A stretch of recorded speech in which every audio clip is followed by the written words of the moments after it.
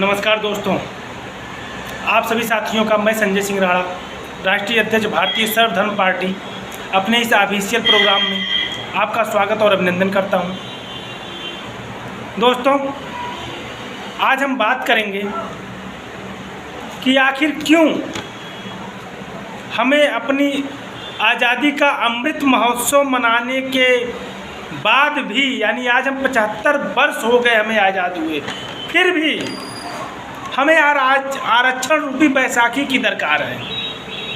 आरक्षण पर हमारे देश की राजनीति तय होती है। हमें हर काम के लिए आरक्षण रूपी बैसाखी का सहारा लेना होता है। साथियों, आज मैं आप सभी से हाथ जोड़कर अनुरोध करता हूं कि अगर अभी तक आपने हमारा भारतीय सर्वधर्म पार्टी का यूट्यूब चैनल सब्सक्राइब नहीं किया है तो कृपया कर इसे सब्सक्राइब करें, जिससे हमारी पार्टी की जो विचारधारा है वह आप तक पहुँचे। हमारे पार्टी का जो उद्देश्य है, सबका विकास हमारा लक्ष्य का जो उद्देश्य है, अर्थात मुफ्त शिक्षा, मुफ्त चिकित्सा, मुफ्त न्याय व रोजगार गारंटी से जुड़ी हमारे पार्टी के द्वारा की जा रही मांग, किए जा रहे संघर्ष आप तक पहुँचे, जिससे आप भारतीय सर्वधर्म पार्टी के उद्देश्य से वाकिफ़ हों। तो जल्द से जल्द हमारे भारतीय सर्वधर्म पार्टी के ऑफिशियल चैनल को सब्सक्राइब करें, शेयर करें। दोस्तों, हम बात कर रहे थे आरक्षण पर। आखिर क्यों हम ऐसे मुद्दों में आज भी उलझ कर रह जा रहे हैं जिसका ज़मीनी स्तर पर हमारे जीवन से कोई लेना देना नहीं है, अर्थात उस हथकंडे से हमें कोई लाभ मिलना नहीं है। फिर भी हम चंद दिवा स्वप्न के बहकावे में आकर के अपने बच्चों के भविष्य को दांव पर लगाते चले आ रहे हैं। दोस्तों, कहीं हम मंदिर मस्जिद के नाम पर उलझ जाते हैं, कहीं हम आरक्षण के नाम पर उलझ जाते हैं, कहीं हम चंद किसान सम्मान निधि के नाम पर बहक जाते हैं, कहीं हम सांप्रदायिकता की भेंट के नाम पर अपना सर्वस्व न्यौछावर कर देते हैं, अपना भविष्य दांव पर लगा देते हैं। कहीं हम हिंदू खतरे में की बात को सुनकर के अपना भविष्य दांव पर लगा देते हैं, कहीं मुस्लिम खतरे में है का नारा सुनकर के हम अपने भविष्य को अंधकार की तरफ ले जाने की पहल कर देते हैं। दोस्तों, आज हम बात करने वाले हैं सिर्फ आरक्षण रूपी बैसाखी पर।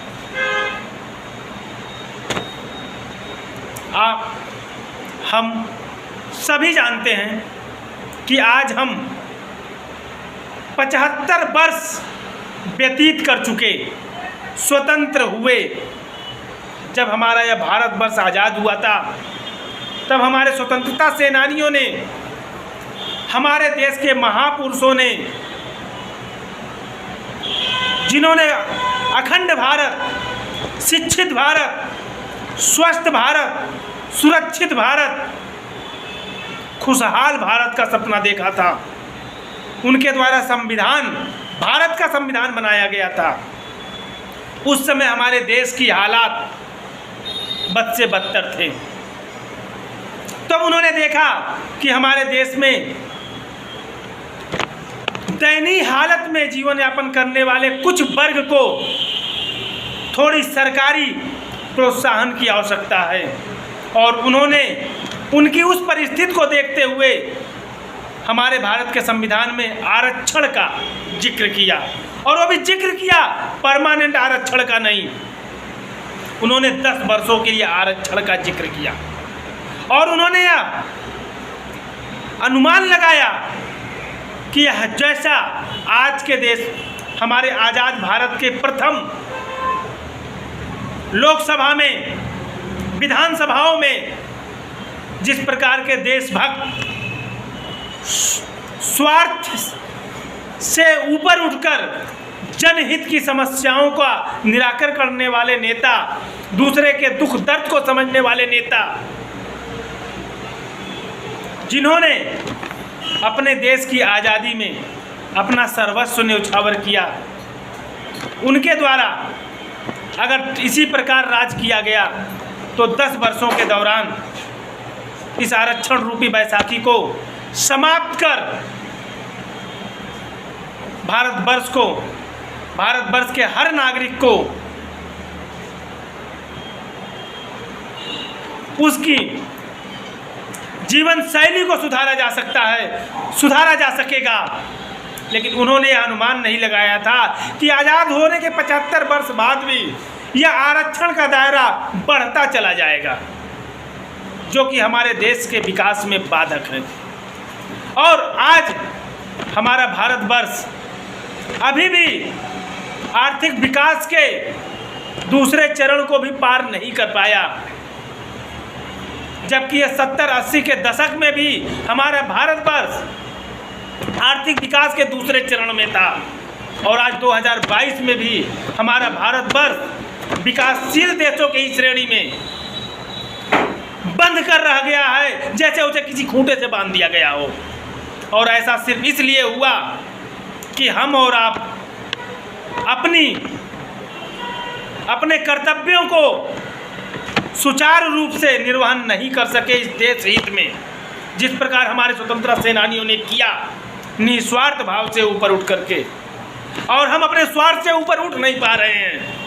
यही कारण है हम आज भी मंदिर, मस्जिद, गिरजाघर, गुरुद्वारे के नाम पर, हिंदू मुसलमान के नाम पर, मंदिर मस्जिद के नाम पर, अपने पराये के नाम पर सिर्फ अपनी सोच संकुचित करते चले जा रहे हैं। देश के विकास को हम सिर्फ एक दिवा स्वप्न बनाकर रख रहे हैं। हम अपने विकास से ऊपर नहीं उठ पा रहे हैं। और यही कारण है कि आज भी हमें अपने देश के विकास के लिए, अपने परिवार के जीविकोपार्जन के लिए आरक्षण रूपी बैसाखी के नाम पर हम अपने आप को पुनः धोखे में रख रहे हैं, अपने बच्चों के भविष्य को दांव पर लगा रहे हैं। दोस्तों, मैं आपका ध्यान एक तरफ केंद्रित कराना चाहता हूं, आकर्षित कराना चाहता हूं। यह आप और हम सभी जानते हैं आरक्षण का लाभ हमें कहां मिलेगा। यह हमारे संविधान में सीधा है। आरक्षण सिर्फ सरकारी नौकरियों में हमें सहारा दे सकती हैं।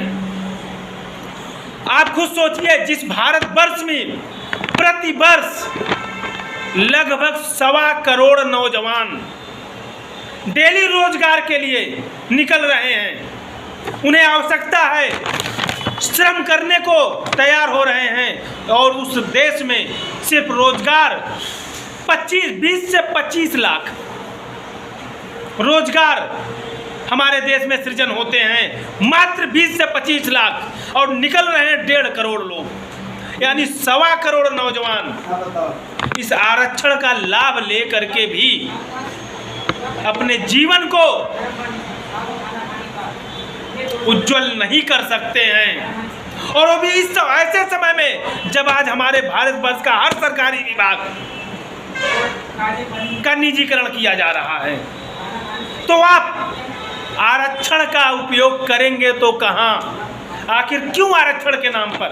जो आरक्षण आपके जीवन की राह को आसान नहीं बना सकता है, उस आरक्षण के नाम पर आप अपने अधिकार को, अपने मताधिकार को इन चंद भ्रष्ट राजनीतिक पार्टियों के झोली में क्यों डाल देते हैं? क्यों कोई सच्चा देशभक्त, शिक्षा चिकित्सा पर बात करने वाली पार्टी, संसाधनों पर बात करने वाली पार्टी, जनहित के मुद्दों पर बात करने वाले नेताओं को आप तवज्जो नहीं देते हैं? यह हमें और आपको अपना सोचने का नज़रिया बदलना होगा मेरे साथियों। यह आरक्षण जो 50% से ज़्यादा नहीं हो सकता है, आज 50% को भी पार कर चुका है। यह सिर्फ नेताओं की नेताओं द्वारा वो हथकंडा है, क्योंकि अब मंदिर मस्जिद का मुद्दा समाप्त हो गया। अब कोई अन्य मुद्दा उन्हें चाहिए था हमें और आपको गुमराह करने के लिए, तो उन्होंने मंदिर मस्जिद का मुद्दा छोड़ करके अब यह आरक्षण रूपी बैसाखी का सहारा लिया, जिसके नाम पर हमें गुमराह कर रहे हैं। और ये जो अभी सवर्ण आरक्षण आर्थिक रूप पे 10% का लॉलीपॉप दिखाया गया था, जिसे अभी संविधान ने काट की जरूरत बताते हुए इसे बरकरार रखा, यह स्वागत योग्य फैसला है। किंतु जनता के लिए, जनता को सोचना होगा कि यह हमारे जीवन की राह को आसान बनाएगा या नहीं, और यह जिसके द्वारा बिल पास किया गया वही पार्टी देश के सभी सरकारी संस्थानों का निजीकरण कर रही है। फिर यह आरक्षण हम किससे मांगेंगे? अंबानी अडानी आरक्षण से नौकरी देंगे? कदाप नहीं देंगे। आरक्षण से नौकरी देगा तो हमारा सरकारी विभाग देगा। जब हमारा सरकारी विभाग नहीं रहेगा तो हम आरक्षण लेकर के क्या करेंगे? चाहे वह ओबीसी आरक्षण 27% हो, चाहे एसटी आरक्षण 7.5% हो, चाहे एसटी आरक्षण 7% हो, या चाहे सवर्ण आरक्षण 10% हो, कोई भी आरक्षण हमारे जीवन की डोर को, जीवन के राह को आसान नहीं बनाएगा, क्योंकि हमारे यहाँ रोजगार का सृजन है ही नहीं। रोजगार के नाम पर सरकार कुछ नया कर ही नहीं रही है। शिक्षा को रोजगार बना चुकी है, व्यापार बना चुकी है, जिसके बदौलत हमें और आपको अच्छा रोजगार प्राप्त होता। उस शिक्षा को ही सरकार ने व्यापार बना दिया। आज शिक्षा लाभ का एक जरिया बनकर रह गया है, जबकि अभी हमारी प्रधान न्यायपालिका ने आंध्र प्रदेश के एक फैसले को पलटा, कहा भी, कमेंट भी किया कि शिक्षा लाभ का जरिया नहीं बन सकता है। लेकिन हमारी सरकार ने इन शिक्षा माफियाओं को इतनी छूट दे रखी है कि उन्होंने शिक्षा को लाभ का जरिया बना दिया है। अर्थात अच्छी गुणवत्तापरक शिक्षा चंद पूंजीपतियों, नौकरशाहों, पैसे वालों, धनाढ़ों के बस की बात रह गई है। आम नागरिक अच्छी उच्च शिक्षा, गुणवत्तापरक शिक्षा की बात सोच भी नहीं सकता है। अच्छी शिक्षा, चिकित्सा, अच्छी गुणवत्तापरक चिकित्सा की बात सोच ही नहीं सकता है। प्रधान न्यायपालिका में, हाई कोर्ट में न्याय पाने की सोच भी नहीं सकता है, तो रोजगार की बातों कहाँ से सोचेगा? तो मेरे साथियों, आपसे हाथ जोड़कर पूरा अनुरोध है कि आपका यह छोटा भाई संजय सिंह राणा, जो पिछले 10 वर्षों से आपको आपका अधिकार दिलाने के लिए संघर्ष कर रहा है, आपको जागरूक करने की चेष्टा कर रहा है देश हित में कि आप अपने भविष्य के बारे में सोचिए। भारतीय सर्वधर्म पार्टी रूपी प्लेटफार्म के बैनर तले आपका आह्वान करता है, आप आएं और भारतीय सर्वधर्म पार्टी का दामन थाम करके अपने देश को विकास के रास्ते पर ले जाने की पहल करें, जहां हमें शिक्षा, चिकित्सा, न्याय और रोजगार गारंटी का हमारा सपना साकार हो। जय हिंद, जय भारत।